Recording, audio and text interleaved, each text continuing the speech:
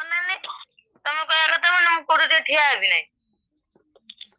ତମେ ଯାଅ ତମ କାମ କର। ନା ମୁଁ କୋଉଠି ଠିଆ ହେବିନି ବା କହିଲି ଯିବିନି ଆଉ ତ କୁଆଡେ ଯିବିନି ଦୋକାନ ବାହାରି କୁଆଡେ ଯିବିନି ଆଉ।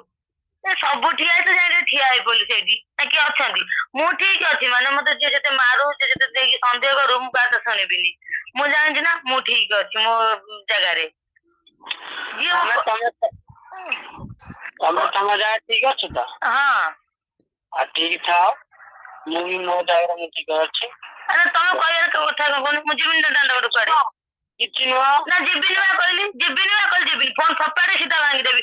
ସେ ମନେ ତୁ କହିଛି ମୁଁ ସେଥିରେ ନାହିଁ ଶୁଣ ସିଏ ମୋର କିଛି ମୁଁ ସେଥିରେ ନାହିଁ ଯେତେ କହିଲେ ମତେ ତମେ ଏଇ ମୋବାଇଲ ଟା ମୁଁ ତମକୁ ଦେଇନି ଯେ ତମେ ଭାଙ୍ଗିଦବ। ନା ସେ କଥା ପଡିନାହିଁ ନା ସେ କଥା ପଡିନି ସେ କଥା ଭାଙ୍ଗିଦେବ ତମେ ରଖିବ। ତମେ ଶୁଣି ସାର ତମେ ମୋ କଥା କଣ ପାଇଁ କହିଲ ଭୁଲ ମାଗିଲି କଣ ପାଇଁ ଭୁଲ ମାଗିଲ କଣ ପାଇଁ ମୁଁ କି ଦୋଷ କରିଥିଲି? ମୁଁ ସେଗୁଡାକ ମୁଁ କହିପାରିବିନି ହେଲା। ମୁଁ କହିଲି ତମେ ଠିଆ ହେଇଥିଲି ମୁଁ ସାଙ୍ଗେ ସାଙ୍ଗେ ପଳେଇ ଆସିଲି। ମୋ କଥା ଆଗେ ଶୁଣ। ହଁ ମୁଁ ସେ ନମ୍ବର ଟା ମୁଁ WhatsApp ରେ ବ୍ଲକ କରିଛି ଏ ନମ୍ବର ଏଟା ଛଇ ଦେଖେଇବନି ଜମା ହେଲା କହିଲା ମୁଁ ଯିବିନି କହୁଥିଲ ଯିବିନି ଦାଣ୍ଡକୁ ଆଉ ଯଦି ଏତେ ଇଏ ହଉଛି ମୁଁ ଯିବିନି କାମ ସରିଲା ପରେ ମୋ ଘର ଯିବି କହୁଥିଲି ମୁଁ ପୁଣି ଥରେ ସେମିତି ସବୁବେଳେ ଘରେ ପଶିକି ରହିବି ଦୋକାନ ବାରି କୁଆଡେ ଯିବା ନାହିଁ।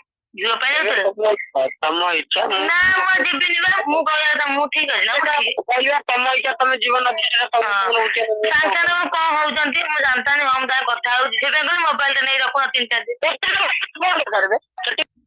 ସେଠିକି ଯାଉଥିଲେ କଣ ଭୁଲ ହେଇଛି ମତେ ଯାଇଛି ଏଠି ମୁଁ କଥା ହଉଛି ମୁଁ ଫୋନ ଟା ରାଗିକି କାଟିଲି କି କଣ ହେଇଛି କଣ ନାହିଁ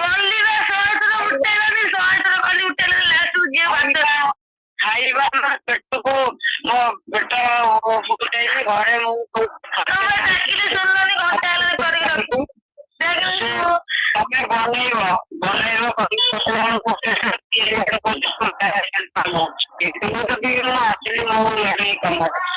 କହୁଛି ମୁଁ ରାତି 8ଟା ବେଳକୁ ଯିବି ମାନେ ସେତିକି ମାନେ ମନରେ ଗୋଟେ ନାହିଁ କି 8ଟା ବେଳେ ଆସିବ ଖାଇବ କି କଣ ନାହିଁ ରାଗିକି କୌଣସି କାରଣରେ ଫଟୋ କାଟିଲି ତାପରେ ଫୋନ ନାହିଁ କିଛି ନାହିଁ।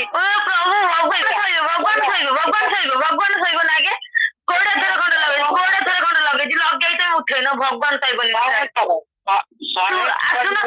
ଛୁଆ ହେଇଛି ନାଇଁ ତମେ କହିଲ ସାଙ୍ଗେ ଅବିକା ସାଙ୍ଗେ 5 ମିନିଟ୍ ମତେ 5 ମିନିଟ୍ ଟାଇମ ଦେଲା ମୁଁ ରଖିଲି ନା ନାଇଁ କରି 5 ମିନିଟ୍ ଟାଇମ ଦେଲା କରିଲି ନା ନାଇଁ ସାଙ୍ଗେ ସାଙ୍ଗେ ଫୋନ 100 ଥର ଯାଇଛି ଝିଅ କାନ୍ଦିଲା ଝିଅ ଶୁଣ